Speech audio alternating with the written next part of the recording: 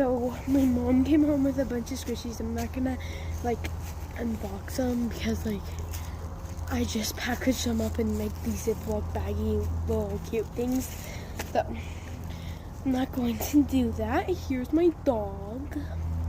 Okay, but so we got this like green sphere. So we really liked it, and it feels like a Nido. So then we got this slow rise. You know, like the toe squishy, it kind of feels like that. It looks like it.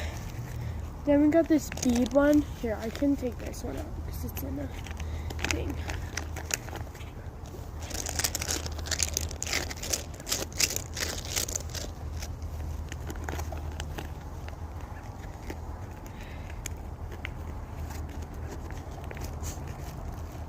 Yeah.